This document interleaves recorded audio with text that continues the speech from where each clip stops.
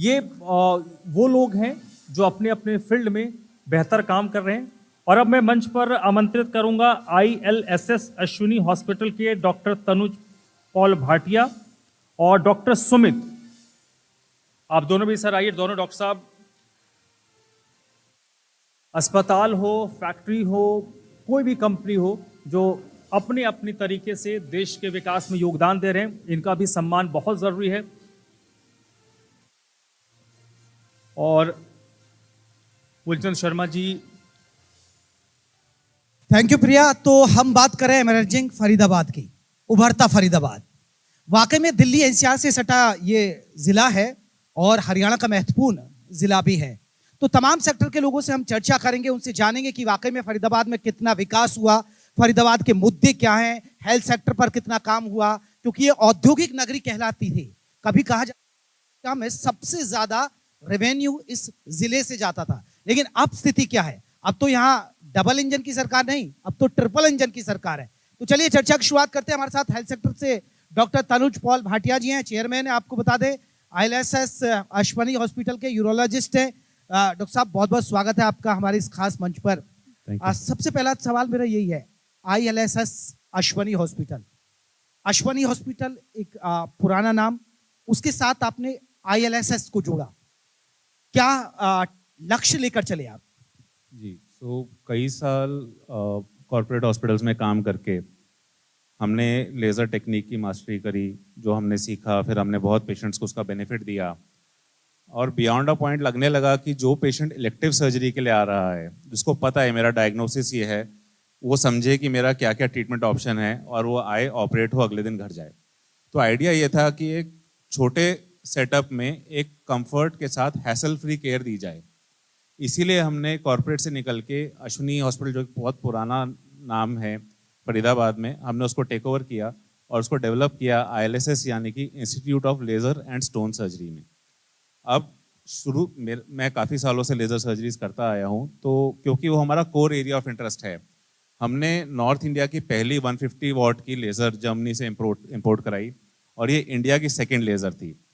तो पर्पस ये था कि एक अच्छी वॉटेज वाली अच्छी टेक्नोलॉजी से हम पेशेंट को बेनिफिट पास कर सकें, कि हम बेस्ट सर्विसेज ना सिर्फ टेक्नोलॉजी के रूप में, ना सिर्फ हैसल फ्री केयर के रूप में, और बहुत ही एम्पैथेटिक वे में यहाँ पे ऑफर कर सकें।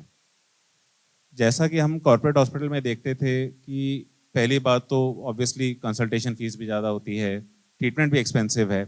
बियॉन्ड दैट ज़्यादातर आपको काउंटर टू काउंटर जाना पड़ता है। आप पहले एक जगह जाके रजिस्ट्रेशन की लाइन में लगते हो, फिर आप जाके BP की लाइन में लगते हो, BP चेक कराने की, फिर आप डॉक्टर के रूम के बाहर, ज़्यादातर बैठने की जगह भी नहीं होती है, लाइन में लगे होते हो, और फिर आप किसी तरह दिखाते हो, फिर आप इन्वेस्टिगेशन के लिए अलग अलग काउंटर पे और लाइंस में लगते हो। तो एक relatively smaller yet effective setup में हमने सिंगल काउंटर रखा। आपका एडमिशन भी उसी काउंटर पे होगा और डिस्चार्ज भी उसी काउंटर पे होगा, और क्योंकि बाकी जनरल स्पेशलिटी इतने नहीं आते तो भीड़ भी नहीं लगती, तो बहुत कंफर्टेबल हो जाता है। जो पेशेंट OPD में भी आते हैं, अपॉइंटमेंट्स लेके आते हैं, ज़्यादातर उनको पता होता है कि इस टाइम डॉक्टर मिलेंगे और ज़्यादातर बहुत लंबा वेटिंग टाइम नहीं होता। और क्योंकि उतनी भीड़ नहीं होती, हम पेशेंट को काफ़ी टाइम भी दे पाते हैं। जनरली आराम से 15 से 20 मिनट हम एक पेशेंट को OPD में दे पाते हैं, जो कि हमारे लिए, चाहे हम गवर्नमेंट सेटअप में तो इम्पॉसिबल है इतना टाइम देना, और कॉर्पोरेट में भी चैलेंज हो जाता है because of the rush at times. Doctor Bhatia साहब, एक मेरा महत्वपूर्ण सवाल, क्योंकि हम दिल्ली NCR में बैठे हुए हैं और फरीदाबाद दिल्ली से सटा अपना जिला है। अगर आप सेक्टर, हेल्थ सेक्टर के क्षेत्र में देखें, स्वास्थ्य के क्षेत्र में देखें, तो आप कितना बदलाव देखते हैं इन 10 सालों के अंदर? आपको लगा कि बदलाव हुआ, या आपको लग रहा है वही स्थिति जस की तस है, या कि अब क्योंकि नई टेक्नोलॉजी का भी दौर आ गया है? सर, हेल्थ केयर में आई थिंक हम लोग फोर फ्रंट पे हैं। मतलब मैं इंडिया की बात करूं, NCR की बात करूं या फरीदाबाद की बात करूं, हम लोग बहुत अच्छी टेक्नोलॉजी यहाँ पे पेशेंट को ऑफर कर पा रहे हैं। अब फॉर एग्जांपल, मैं एक और NCR के एरिया को बिलोंग करता हूँ जहाँ अभी भी हेल्थ केयर उतना डेवलप नहीं हो पाया, but I move to Faridabad क्योंकि यहाँ अपॉर्चुनिटी थी। उस टाइम पे वहाँ सुपर स्पेशलिटी के लिए मतलब एक भी यूरोलॉजिस्ट नहीं था। अब जाके 2 साल पहले पहला यूरोलॉजिस्ट आया उस एरिया में। तो यहाँ पे एटलीस्ट चीज़ें डेवलप हो रही थी, और अब आप जानते हैं कि फरीदाबाद में एक से एक हॉस्पिटल डेवलप हो गए हैं, और जब कॉरपोरेट्स और इवन एशिया का सबसे बड़ा हॉस्पिटल प्राइवेट यहीं बना, अब टाइम आ गया है कि केयर को जो एक कंफर्ट दिया जाए, और इसीलिए सिंगल स्पेशलिटी या single super speciality centers are coming up, and some of these have been very successful. Patient के लिए बहुत कंफर्टेबल होता है। जो हम देखते थे कैश पेशेंट, आज भी बहुत कैश का पेशेंट है जिसके पास ना तो कोई इंश्योरेंस है, और कुछ बीमारियां ऐसी हैं या कुछ टेक्निक्स ऐसी हैं जो अभी भी आयुष्मान जैसी स्कीम्स में भी कवर नहीं होती। तो वो पेशेंट के पास पहले ऑप्शन नहीं था, कॉर्पोरेट जाने में वो डरता था, उसको लगता था बहुत खर्चा हो जाएगा, ज़्यादातर वो किसी नर्सिंग होम में एंड अप करता था जहाँ कोई आएगा ऑपरेट करेगा चला जाएगा, कोई जवाबदारी फिक्स नहीं होती थी।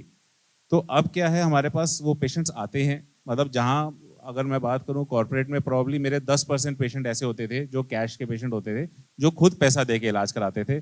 यहाँ पे आज की डेट में 50% से ज़्यादा पेशेंट्स ऐसे होते हैं जिनको हम वो बेनिफिट दे पाते हैं, क्योंकि फिर हम एक सब्सिडाइज और एक काफ़ी रीजनेबल प्राइस पे भी कर पाते हैं। पहले जो जिसके पास अफोर्डेबिलिटी नहीं होती थी उसको ज़्यादातर अगर गवर्नमेंट हॉस्पिटल में भी जाना है तो फरीदाबाद में urologist are not available in government hospital, नहीं अवेलेबल हैं, तो उसको दिल्ली जाना पड़ता था। दिल्ली जाके भी वो सफदरजंग जाएगा या आरएमएल जाएगा या एम्स जाएगा, सर महीनों की नहीं सालों की वेटिंग लिस्ट है वहाँ सर्जरीज के लिए। तो आज भी सुपर स्पेशलिटी केयर इतना इजीली अवेलेबल नहीं है। तो हमने ये गैप देखा कि ये पेशेंट्स बेचारे, मतलब बुरा लगा कि ये हम तक नहीं पहुंच पाते थे।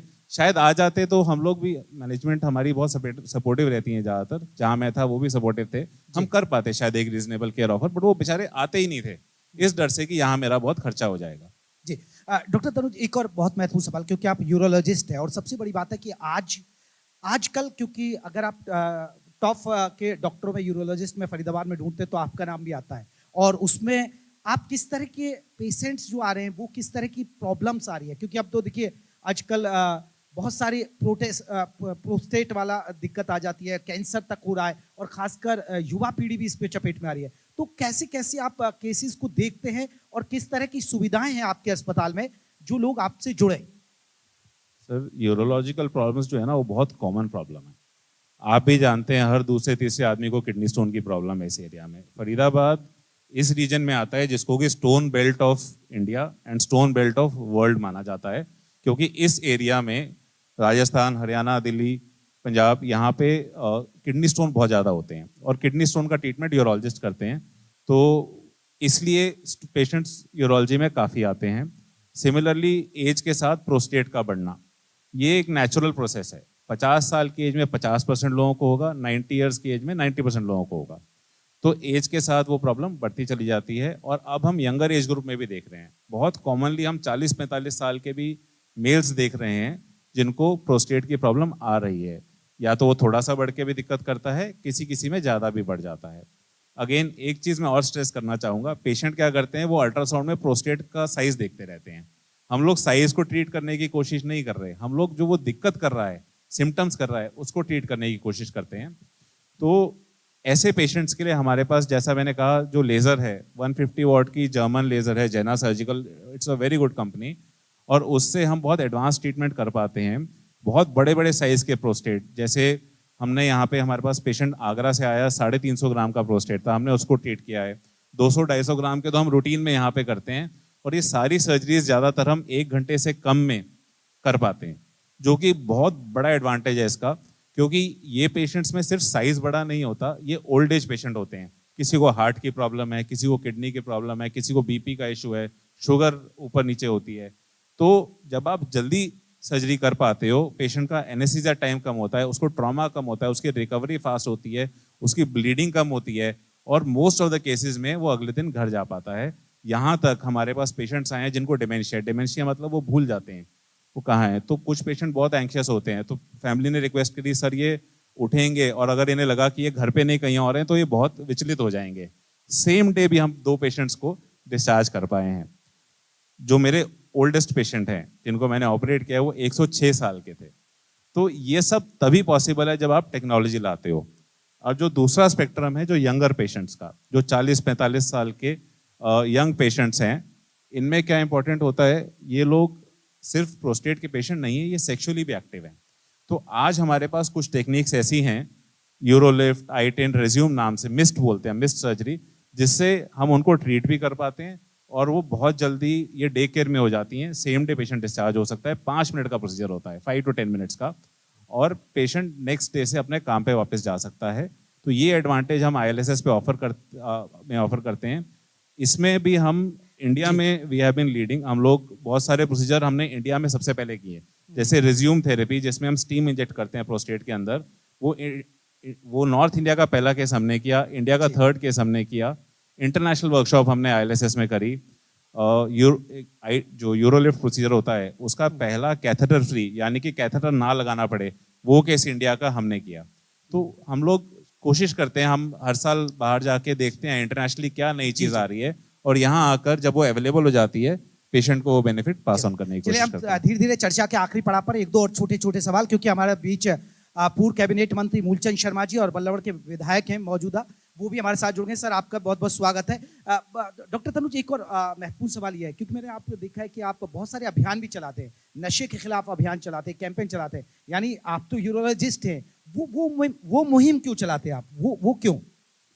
सर पहली बात तो एज अ डॉक्टर हमारी सोशल रिस्पॉन्सिबिलिटी हो जाती है ये सब करना, और साल में एक बार नवंबर जो होता है वो मेंस हेल्थ मंथ होता है, तो उसको मोवेम्बर की तरह सेलिब्रेट किया जाता है, जिसमें हम मेंस हेल्थ की बात करते हैं, और हम एक बाइक रैली निकालते हैं हर साल, मेंस हेल्थ बाइक रैली। तो उसमें हमेशा हम एक एडिशनल मुहिम भी रखते हैं। जैसे एक साल हमने मेंटल हेल्थ और सुसाइड प्रिवेंशन की रखी, जो इंटरनेशनली भी थी, और एक साल में हमने नशा मुक्ति का किया, जो हमारे पास ट्रैफिक पुलिस से भी रिक्वेस्ट आई थी, तो हमने नशा मुक्ति का भी उसमें कॉज एड्रेस किया। तो इस रैली में बहुत सारे नौजवान आते हैं और ओल्ड एज बाइकर्स भी आते हैं, और हम प्रॉपर ट्रैफिक पुलिस की परमिशन लेके हम फरीदाबाद में सुबह सुबह मेंस हेल्थ डे पे नवंबर के महीने में बाइक रैली करते हैं। बहुत ही अच्छे से ऑर्गेनाइज होती है, मार्शल्स चलते हैं और स्पीचेस होती हैं, एक्सरसाइज भी कराते हैं। तो कोशिश रहती है कि एक अच्छा मैसेज सोसाइटी में जाए। चलिए एक दो और छोटे छोटे सवाल। डॉक्टर तनुज पॉल भाटिया को क्या डॉक्टर ही बनना था, या पेरेंट्स चाहते थे कि नहीं कुछ और करना है? सर जब छोटा था तब तो पायलट बनना था। अच्छा। फिर मेरे फादर भी डॉक्टर थे, और हमारे यहाँ एक सर्जन आते थे जिनको देख के मैं बहुत इंस्पायर हुआ, और ऐसे डिसाइड किया कि सर्जन बनना है। और मेरे जो प्रोफेसर थे, टीचर प्रोफेसर रॉय चली, ही इज़ नो मोर, वो एम्स के फर्स्ट बैच पास आउट थे, तो वो मेरे मेन इंस्पिरेशन हैं। और हम यहाँ पे काफ़ी फेलोशिप्स भी ऑफर करते हैं, ट्रेनिंग करते हैं, तो उनके नाम पे मैं एक फेलोशिप रन करता हूँ, जिसमें देश विदेश से यूरोलॉजिस्ट आते हैं और हम ILSS में उनको ट्रेन करते हैं और बेटर लेज़र सर्जन बनने के लिए। हेल्थ को लेकर युवाओं को क्या संदेश देंगे हमारे मन से? सर हेल्थ को लेके जो मैंने आपको बताया कि यंगर एज में हम प्रॉब्लम्स देख रहे हैं जो पहले नहीं देखते थे, वो इसलिए है क्योंकि स्ट्रेस बहुत बढ़ गया है। अच्छा, ऐसा नहीं कि पहले स्ट्रेस नहीं था, अब स्ट्रेस मिटिगेशन टेक्निक्स नहीं है, जॉइंट फैमिली में नहीं है, डेली मिलना जुलना कम है, एक्सरसाइज कम है, फिजिकल वर्कआउट हो ही नहीं रहा है, मेडिटेशन नहीं है। तो रेगुलर एक्सरसाइज, कुछ टाइम अपने लिए निकालना, चाहे वो आधा घंटा हो, 1 घंटा हो दिन में, उसमें आप मेडिटेशन करो, सिंपल वॉक करो, उसी से आपका स्ट्रेस काफ़ी कम हो जाएगा, आपकी हेल्थ बेटर होगी, BP हो, डायबिटीज़ हो, कोलेस्ट्रॉल हो, सब नियंत्रित रहेगा। चलिए बहुत बहुत शुक्रिया डॉक्टर तनुज हमारे साथ जुड़े, और आपने बहुत महत्वपूर्ण मुद्दों पर हमसे बात साझा की, और अपने अस्पताल के बारे में बताया कि उसमें क्या खासियत और कैसे आपसे मरीज जुड़ सकते हैं। बहुत बहुत शुक्रिया सर, थैंक यू।